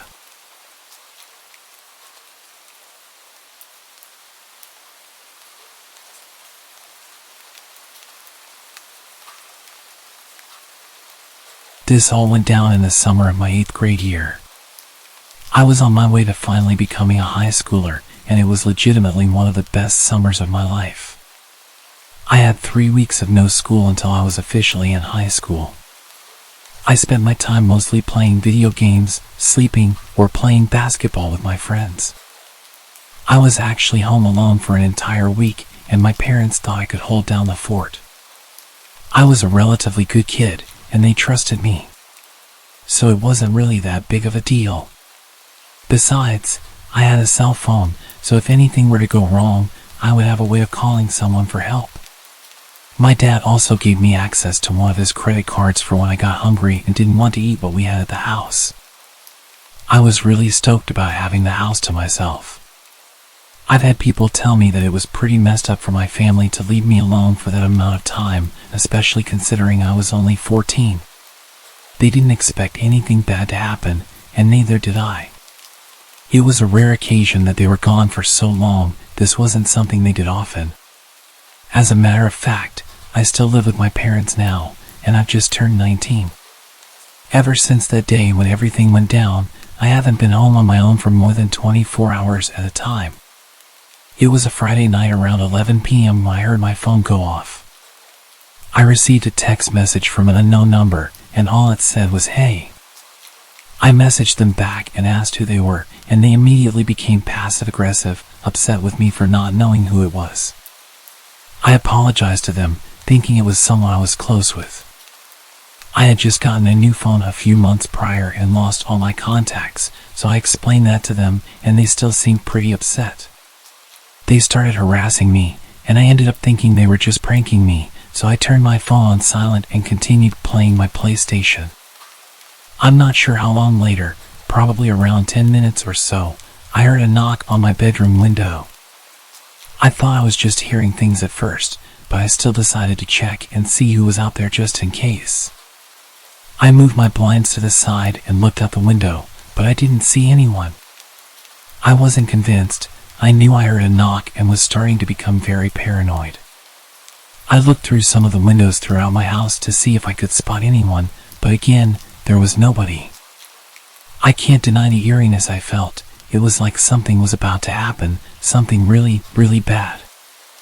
I took my phone out to call my mom, and I had a bunch of notifications from that person who had texted me earlier. The most recent message said, "I'm outside." I couldn't believe what I was reading, and it made my nightmares and everything I was feeling come to life. I went to call my mom, and very quickly, I realized my phone wasn't picking up any service, which was extremely unusual. We have really good cell phone reception, especially at home. We never run into issues with that. At this point, I was literally terrified and had no clue what was happening. I had no way of contacting anyone, and I knew I was absolutely screwed. I wanted to message that person back and tell them to leave me alone, but obviously I couldn't because I had no service. If you're wondering why I didn't use my Wi-Fi to send an iMessage, it's because the person texted me wasn't on an iOS device. I was pacing around my living room when all of a sudden, I heard some noises coming from outside. I went in the direction of the noise, which was toward the back patio, and I listened. Someone was screaming for help at the top of their lungs. My heart began thumping out of my chest, and my initial reaction was that it was a setup. However, being brave in the moment and considering I took boxing classes for years and knew how to fight, I wanted to stick up for myself and whoever was potentially being hurt. I'm not going to lie, I was really wanting to beat the crap out of whoever was harassing me. Plus, I knew if I didn't do something now, something bad was likely to happen anyway. So I did the unthinkable. I walked outside to my back patio, and it was silent. The only thing I could hear was the crickets chirping. I waited for a second until I yelled out to whoever was there. I told them I was going to mess them up and acted a lot tougher than I felt. Almost right after that, there was an extremely bright light flashing at me from afar. Our house sits on quite a bit of land, and we have a huge backyard with tons of trees. Whoever it was pointed the light at me, clearly trying to piss me off. The light then began moving all around toward the house for a minute, then it turned off. Within an instant, the screaming picked back up again. It was the same voice pleading for help. I knew it was now or never. I ran back inside, into the garage, grabbed my old baseball bat as a weapon, and made my way back outside toward the woods, heading directly where I first saw the flashlight. My heart was fluttering at this point as I wasn't sure what to expect. As I got closer and closer, my anxiety about doubled. I couldn't believe that I was in this situation, and I had a sudden realization that what I was doing was pretty stupid. Right while I was about to turn around to go back inside, somebody from the woods that I couldn't see said something to me. It was so dark that I couldn't see anything. All I could see were the dark silhouettes of all the trees around me. I shouted loudly into the darkness, asking who was there. That was when the voice ahead of me whispered and told me to quiet down. He asked me to help him and said he was tied up to a tree and that someone had kidnapped him. Obviously, this alarmed me to the extreme.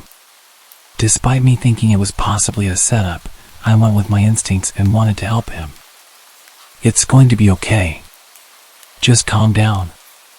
I'm going to call the police for you. Just hang tight. That's when he started yelling at me. No, help me now. You don't understand. He's going to come back in a few minutes and kill me, he said. I was in a really bad situation as I just wanted to do the right thing. Okay, I'm coming. I'm right ahead. Just keep walking straight. I can already see you. My heart was beating at an incomprehensible rate now, so much so that I'm surprised I didn't pass out.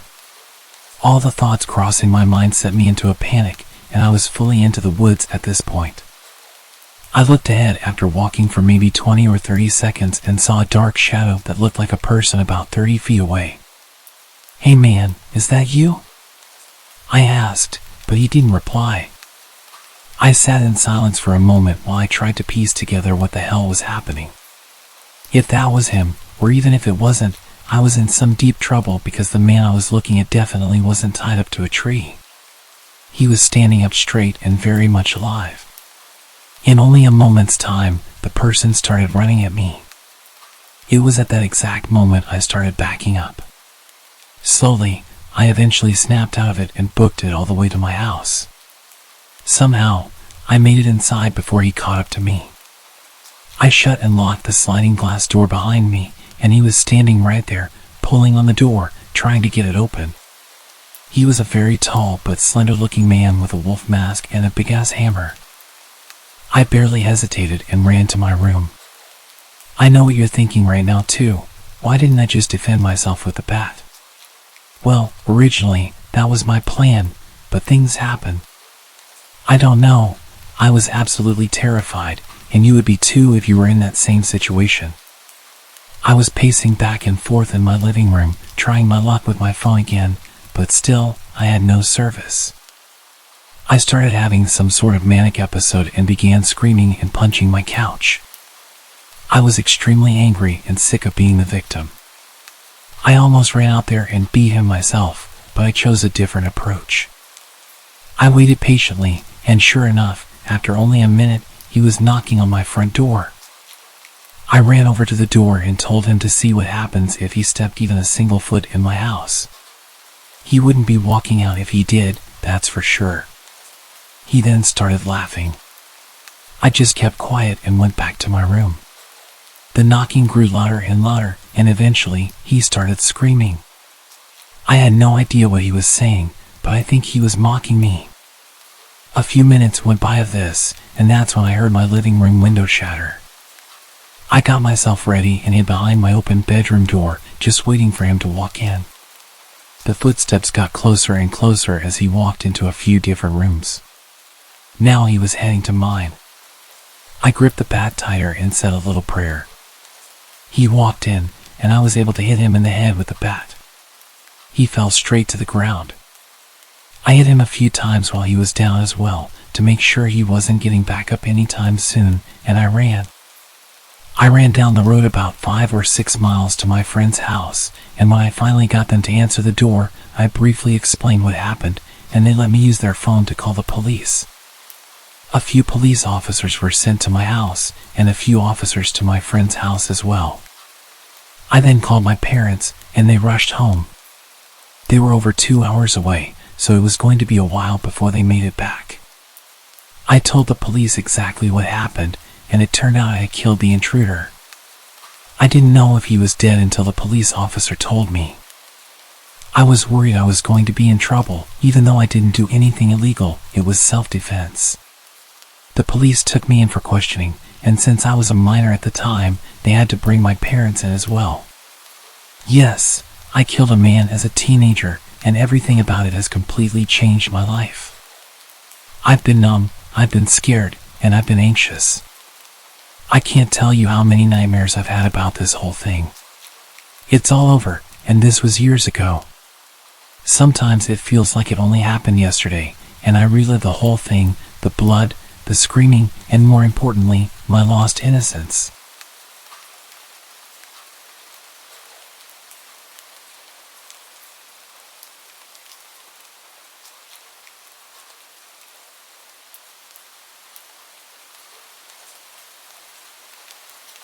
Back in 2012, I sat down with my girlfriend, and after 18 months of dating, I told her my family's deepest, darkest secret. 3 weeks later, I came home from work to find all of her stuff gone and a breakup letter sitting on the kitchen table. I learned not to talk to anyone but my sister about it, but I also feel like if I don't get this stuff off my chest from time to time, it'll just eat me alive from the inside out. I've survived this long by talking to therapists, but at this point, I view therapy like atheists view confessional booths, a nice novelty but inconsequential. The internet, on the other hand, is an altogether different beast. I can remain anonymous, and strangers online can give their opinions. And just like it allows me to say things I'd never tell a person face to face, it allows you to give me your full and unfettered opinions, as brutal as they may be. But I'm okay with that, and that's why I'm writing this. Because I don't want absolution, I want judgment. I was 12 years old at the time of my discovery, and all summer I had this one all-consuming obsession, Pokemon Red. I put hours into catching and training all the original 150 Pokemon. Then, when I beat the Elite Four and completed my Pokédex, I just deleted my save and started all over again. By showing that I loved playing Pokemon so much, I gave my parents a way of punishing me whenever I misbehaved. They were great parents to me for the most part, and my frequent misdeeds were mostly harmless. But whenever I failed to do my chores, or was rude to my sister, their go-to confiscation item was my Game Boy.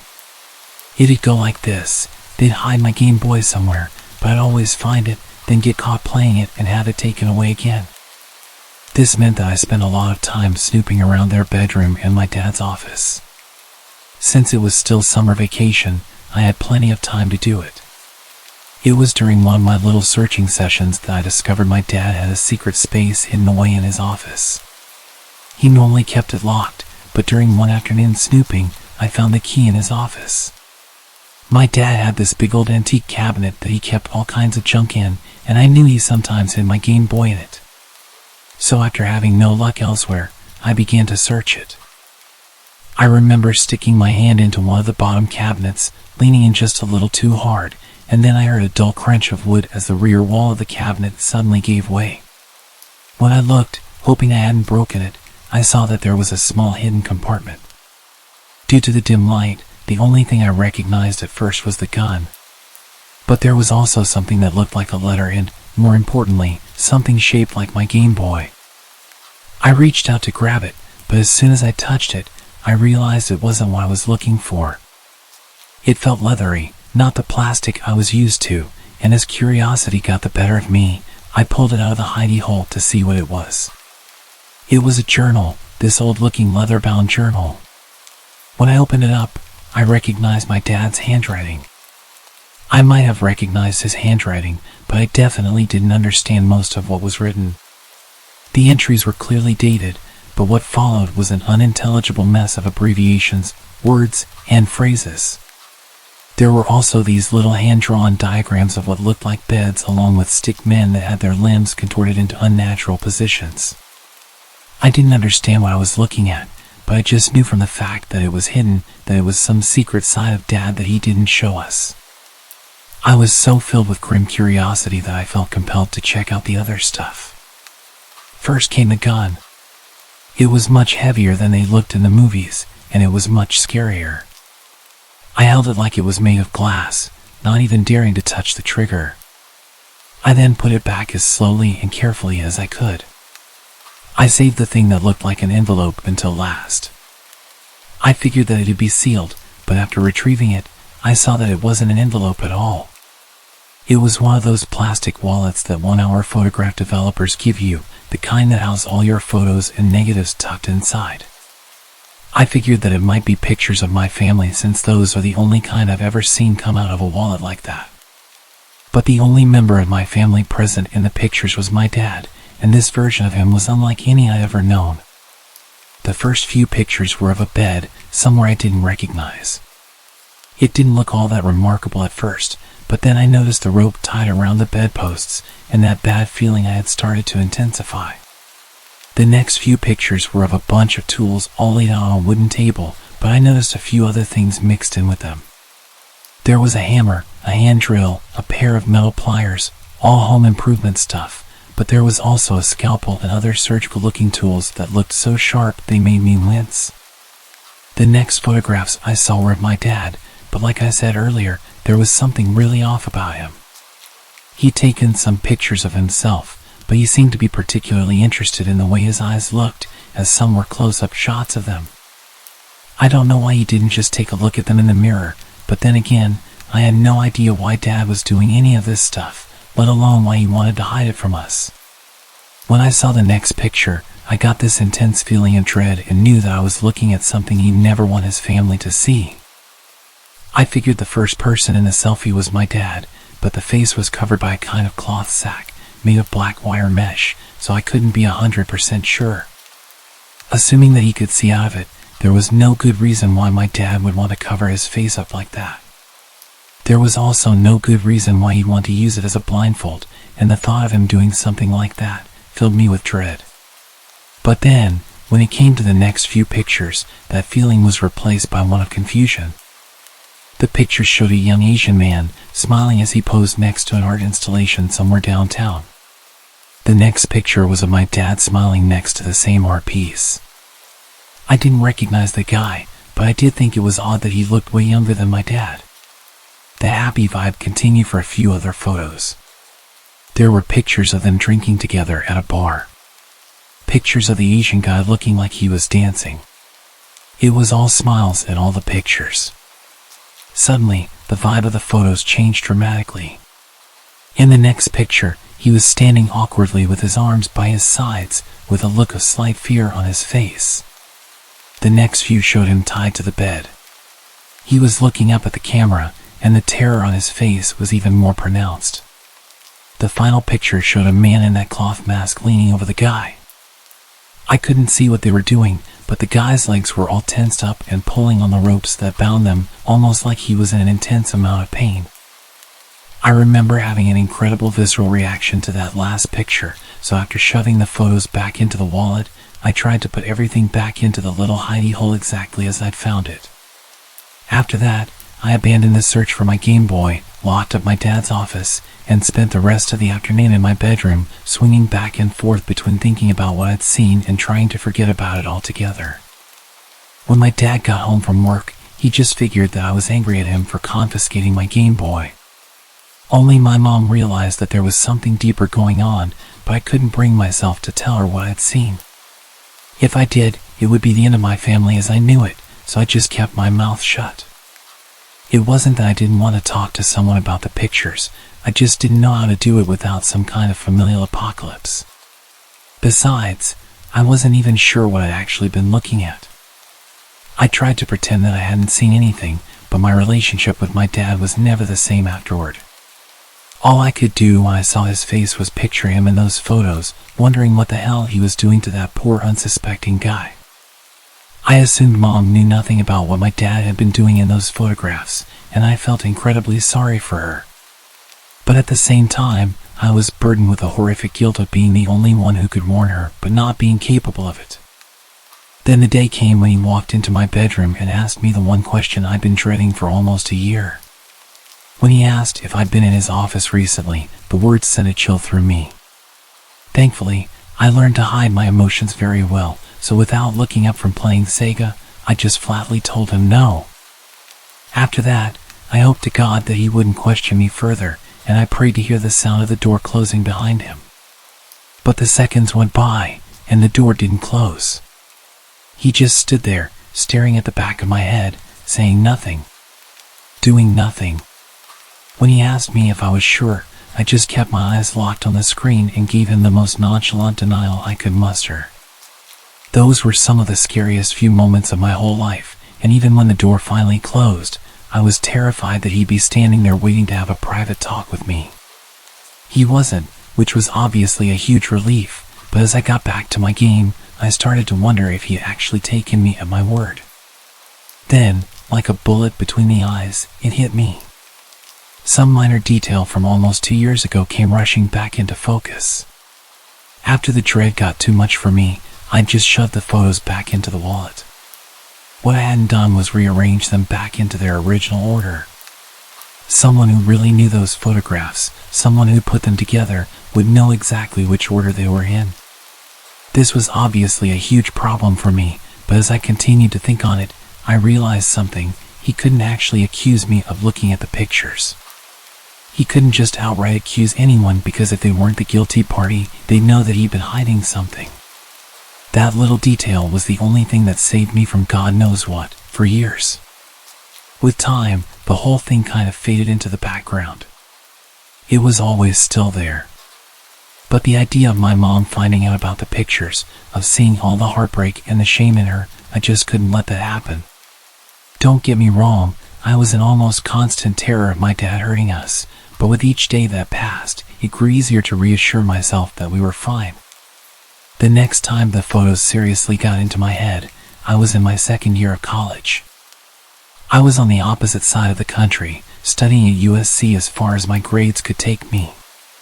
Moving away came with a fresh helping of guilt.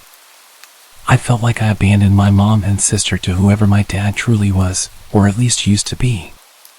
I just couldn't do it anymore. I'd spent 6 years swinging between anxiety and depression, and it had been years since he found out someone had found his little hidey hole, as I call it. If he was going to murder us all in our sleep, I figured that he'd already done it. Without all that stress in my life, my mind started to compulsively focus on the finer details. I ended up spending hours at a time poring through news articles that detailed missing persons or dead bodies that had been found from all over the Northwest. I didn't know what my dad had actually been doing to that guy, and sometimes I wished that I'd looked at the rest of the photos so I knew for sure.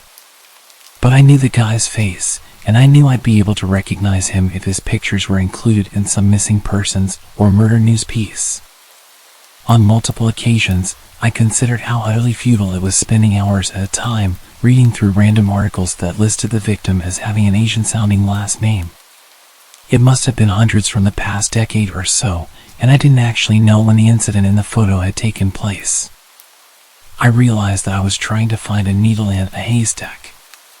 But then, one day on some rainy Thursday afternoon, I found my needle. I don't want to tell you the poor guy's name because I don't want any of you reaching out to his family. They've definitely already been through enough. But like I said, I found him. I recognized the guy's face from a webpage, and it was a smile I swear I'd recognize anywhere. It was burned into my brain after having stared at those secret photos.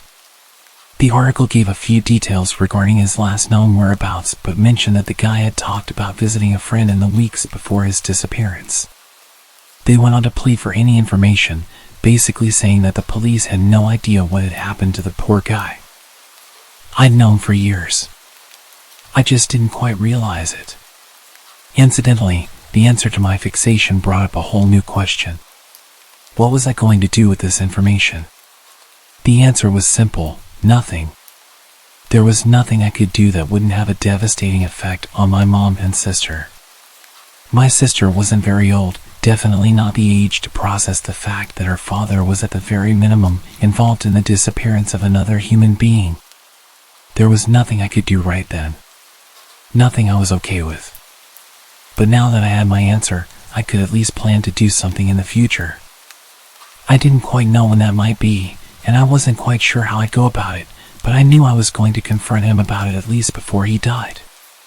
Yet, as it turned out, it wasn't my dad's impending death that prompted me to put my plan into action.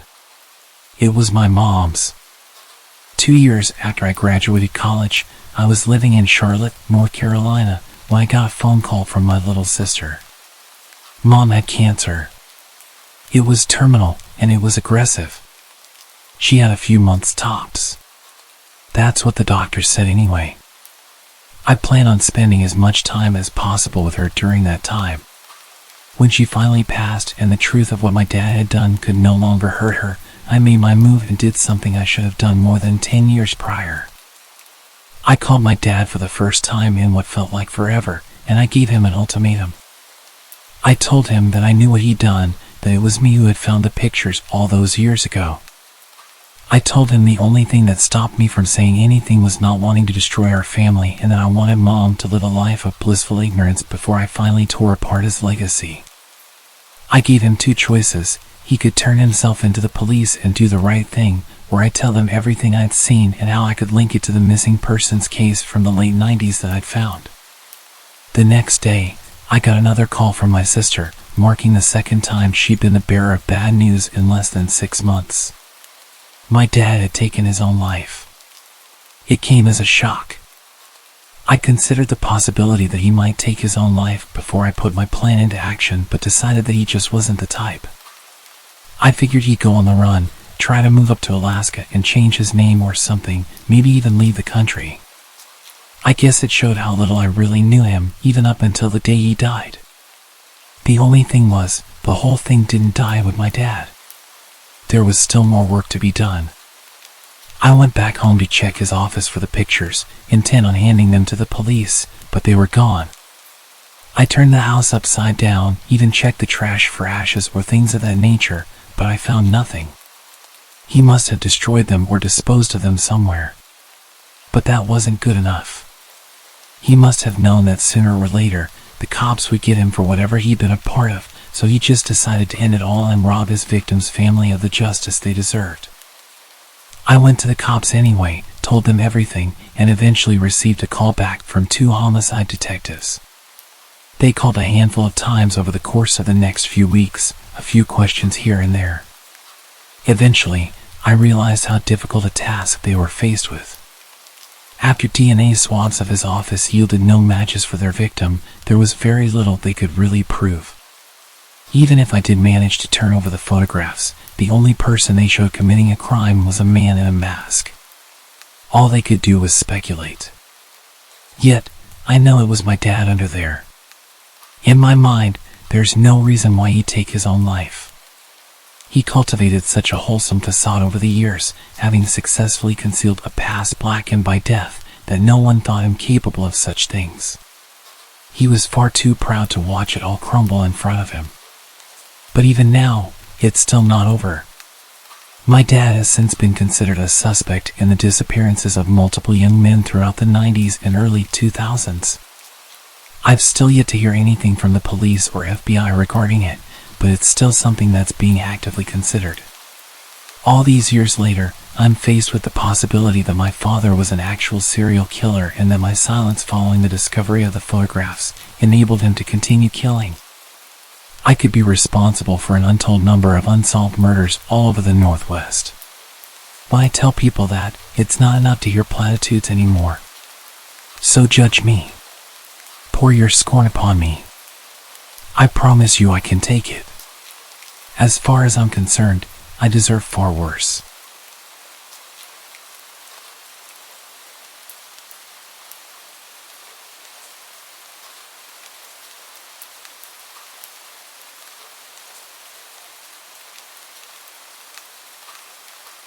When I was 20 years old, I came back home for summer break from college. My good friend Becky and her boyfriend had just found new jobs. They had a house all to themselves, sitting at the top of a very steep hill. A bit about Becky, she gets really nervous and anxious all the time. I get anxious too, but I've gotten used to living by myself and dealing with my worries. but she wasn't used to it at all. Their house had a back door in the kitchen. If you were sitting on the sofa in the living room, you could see straight into the kitchen. Right outside the kitchen door, about as high as your shoulder, there was a light that turned on when there was any movement. It's important to mention that Becky's backyard was pretty high up. To get into the yard from the low walkway in front of the door, you had to go up a few steps. The yard was made this way so it wrapped around to the front of the house. So, this motion-sensing light would only turn on if something moved on the walkway, not for any animals in the yard. The yard itself was tiny, with thick wood stretching down from the end of it. Becky was by herself because her boyfriend was working his first or second night shift and she couldn't fall asleep. They were trying to save money, so all the lights were off. Then, she saw a light come through the kitchen window. It was the motion-sensing light. This really scared her, but she tried to just ignore it. However, the light kept turning itself on at different times. She called me early at about 3 a.m. until I finally picked up. I talked to her on the phone, trying to calm her down until her boyfriend came back in the morning. He had the next 3 days off, and nothing happened with the light during that time. Her dad warned her to be careful, suggesting it might have been thieves checking out the house, especially since there had been some break-ins recently on a street close to hers. The next time her boyfriend had to work at night, Becky asked if I could stay over. I said yes. The evening started off pretty normally. We watched movies until about 11. Then, we decided to drive out to the nearest shop and grab some food from McDonald's. Where we live, it's pretty much in the middle of nowhere, so getting there and back took us almost an hour and a half. We got home around midnight and set up the air mattress in the living room where we planned to sleep. Around 1 a.m., that motion-sensing light outside turned on while we were sitting on the mattress. I tried to calm her down by saying it was probably just an animal, maybe a bat or something flying by. Becky wasn't so sure. The light went off, but then it came on again. This time it stayed on longer. Becky decided to go upstairs and get her boyfriend's gun. We sat there, really nervous, with the window open so we could hear outside. She joked around, shouting, "I've got a gun, and I'm not afraid to use it." She was trying to make me laugh, but right after she said that, the light turned off. It stayed off for about 3 hours, as if we had scared someone away. We couldn't sleep after that. Around 4 in the morning, I went to the kitchen to get some water. When I turned around to say something to Becky, she suddenly screamed for me to come back. I spun around, and the light was on again.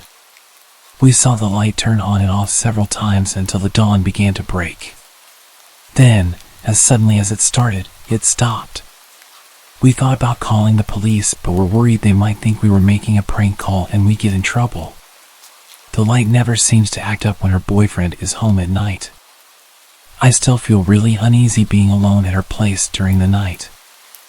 I'm sure someone was up to no good that night, whether they planned to break in and found it amusing to scare us once they realized the house wasn't empty, or if they had even worse plans. It was a terrifying experience.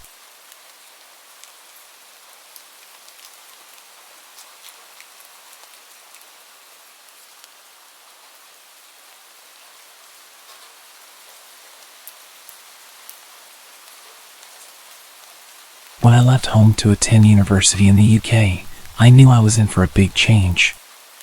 I moved quite far away from family and friends, leaving behind the familiar comforts of home. Always a social person, this new environment was a challenge for me. My student studio apartment felt empty, and my course had fewer sociable students than I'd expected. Desperate to make friends, I turned to Tinder and Instagram, hoping to connect with like-minded people. However, luck wasn't on my side. Conversations often fizzled out, and it felt like a struggle to find genuine connections. Then, out of nowhere, a ray of hope emerged.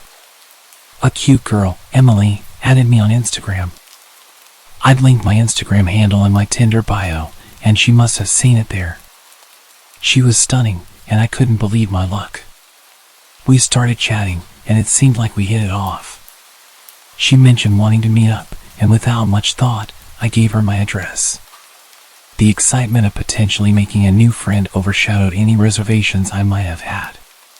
However, as we continued chatting, something didn't quite add up. Emily's Instagram photos didn't seem to be taken anywhere near the city I was in. Moreover, she was far too attractive to be interested in a guy like me. I noticed that her comments and followers were predominantly men. Doubt crept in, and I began to suspect that I'd given my details to a random catfish account. My anxiety peaked, and I decided to block her immediately.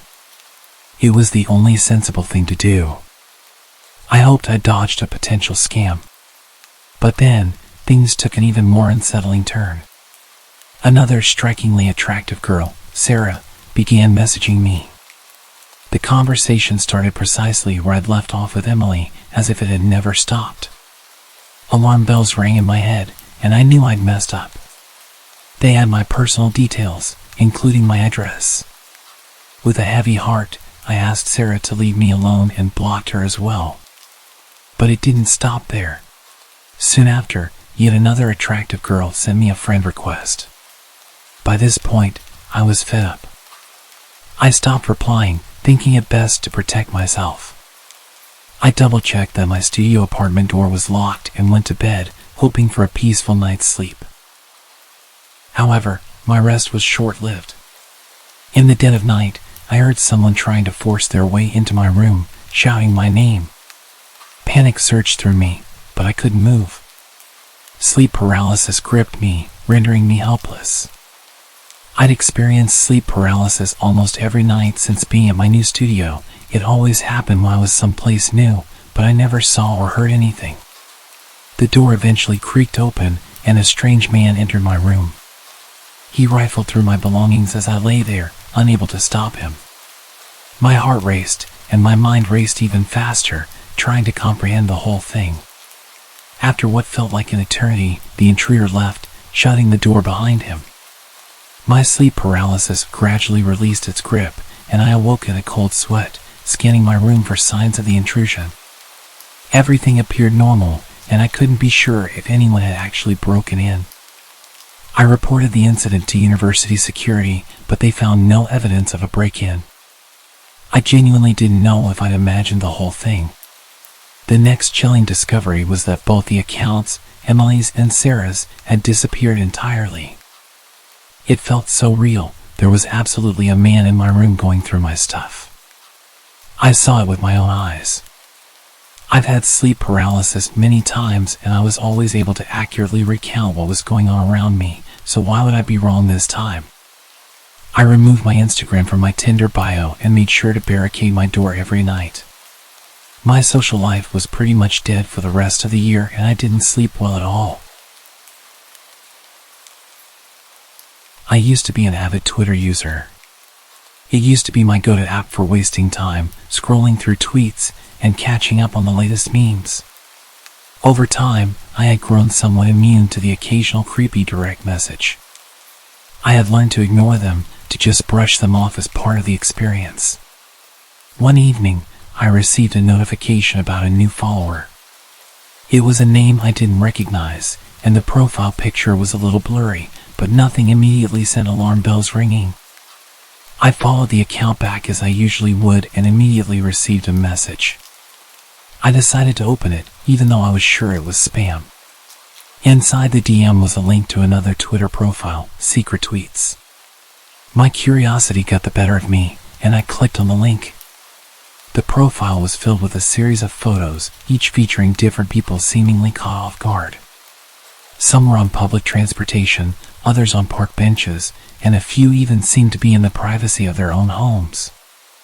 What made it weird was that none of these people appeared to be aware they were being photographed. As I continued scrolling through the account, expecting to find crude or inappropriate comments, I was met with an odd sight. The comments on the posts were not what I expected. The comments were all just numbers getting gradually higher and higher, stuff like 700, 750, 800, 1000. This was the same under every single post. People writing slightly larger numbers in reply to the last person. The oddest part of all was that every single account that commented appeared to be spam accounts. No profile pictures, no followers, they were just anonymous accounts with no profile set up. I decided to report the account and sent the link to my friend Becky. Still, I didn't give it too much thought, and I continued with my day, attending classes and getting lost in assignments. It wasn't until later, after school, that Becky finally replied to my message. Her response was a mix of shock and concern, urging me to report it to the police right away. Her reaction bewildered me, and I questioned why she was so alarmed. Her reply was chilling. "Why are you not worried about someone posting pictures of you on their Twitter?" I quickly returned to the profile, my heart racing. Amongst the unsettling images, I found photos of myself, pictures taken without my knowledge while I walked home from college. I remembered seeing a parked car that day, but I didn't think much of it at the time. My heart sank as I realized that the profile had images of me, just like the others, taken without my consent. The same trend was happening under the pictures of me. Faceless accounts writing numbers, 1300, 1400, 1800. I kept refreshing, watching the number replies come through, and that's when it all clicked. 2000, with a $sign next to it. My heart dropped and I refreshed again. The tweet was deleted and replaced with just the number 2000. They were bidding. They were offering payment, but for what? Fear gripped me as I comprehended the gravity of the situation. I reported the account to Twitter and contacted the police, providing every detail I could recall. With trembling hands, I locked myself in my room, talking to Becky over the phone, all while being home alone. Hours crawled by, and when I eventually refreshed the Twitter page, I was met with an unsettling message. "This page does not exist." My heart pounded in my chest. Becky confirmed the same result. To this day, I don't know if Twitter removed it or if the person behind the account deactivated it. The cryptic numbers in the comments remain a mystery.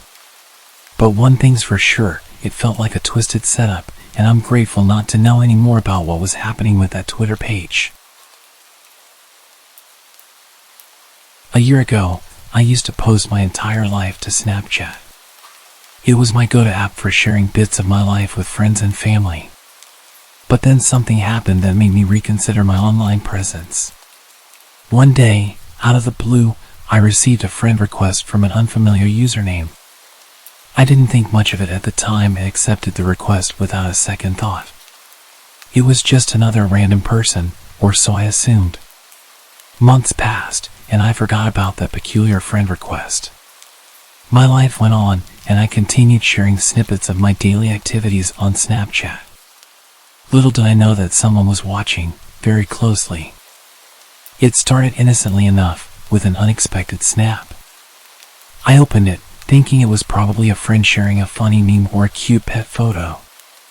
But as the image loaded, my heart skipped a beat. It was an eerie, edited version of an old Snapchat story I had posted months ago.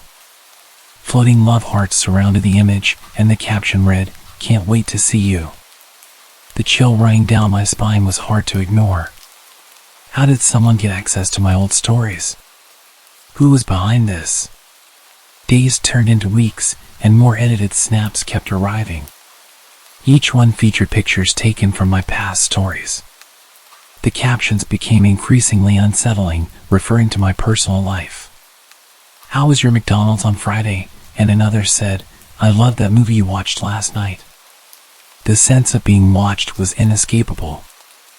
I felt exposed and vulnerable, as though a stranger had invaded my privacy.